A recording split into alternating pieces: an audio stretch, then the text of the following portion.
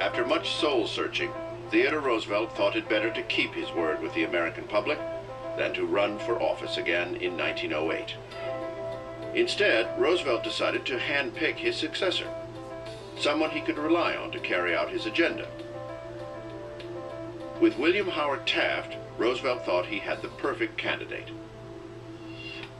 Number 27, William Howard Taft, Republican, 1909 to 1913, age 52, from Ohio.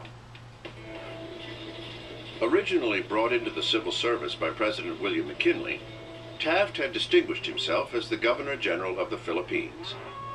Taft went on to serve under Roosevelt, and the two men became best friends. He had been a kind of utility infielder in the McKinley and Roosevelt administrations. He was the kind of person that if you had a job that needed doing, you could stick him in it and he'd do a good one. Happy to have been Roosevelt's right-hand man, Taft never had any real desire to be president. Taft was very reluctant to run for president. He didn't really want to do this. He wasn't a natural politician, his problem was. He really, not only did he not want to be president, but he wasn't a politician in general. It was his wife who pushed him into it. Taft's wife, Nellie, had always dreamt of living in the White House.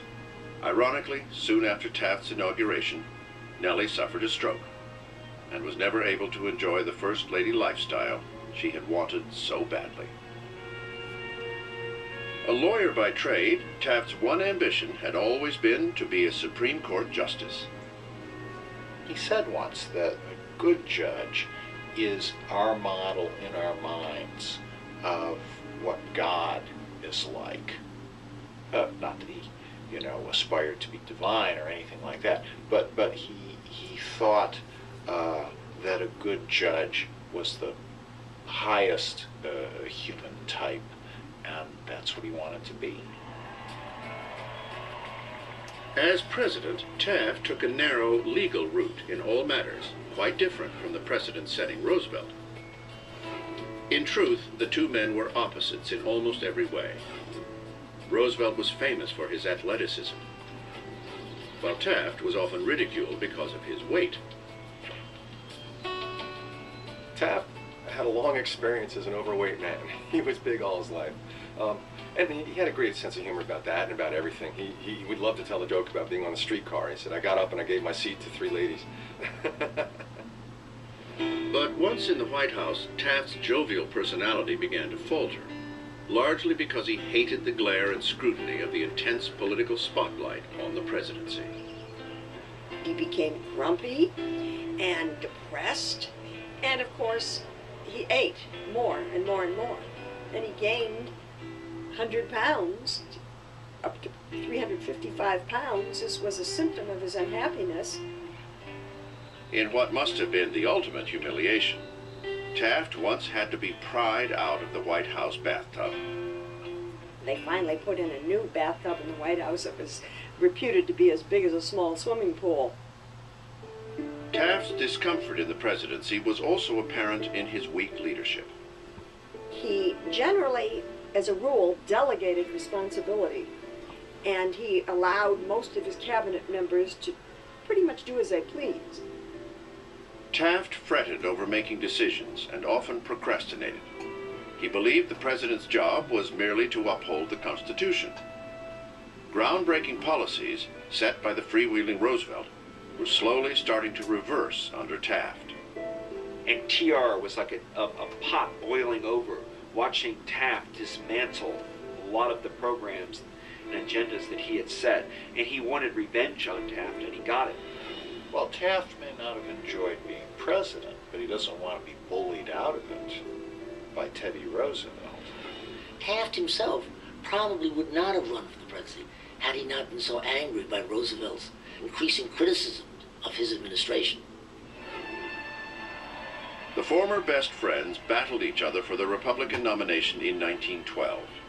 It became so ugly that at one point Taft broke down in tears.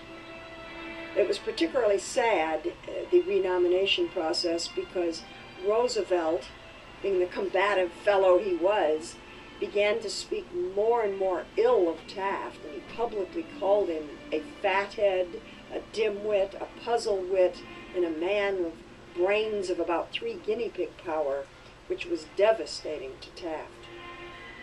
In turn, it was devastating to Roosevelt when the Republicans chose Taft as their candidate because they preferred his conservative politics. Even more shocking was Roosevelt's reaction. He joined the progressive Bull Moose Party. The result was a division in the Republican vote, opening the path for a clear victory for the Democratic challenger, Woodrow Wilson. Taft came in a distant third behind Roosevelt.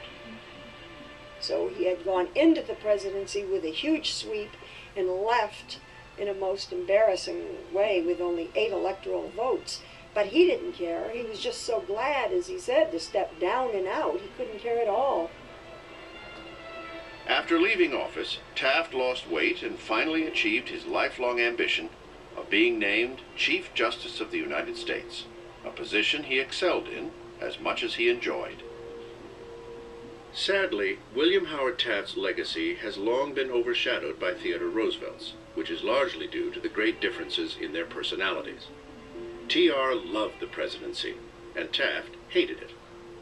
But contrary to Roosevelt's accusations, Taft's administration did much to continue the many progressive measures initiated by Roosevelt.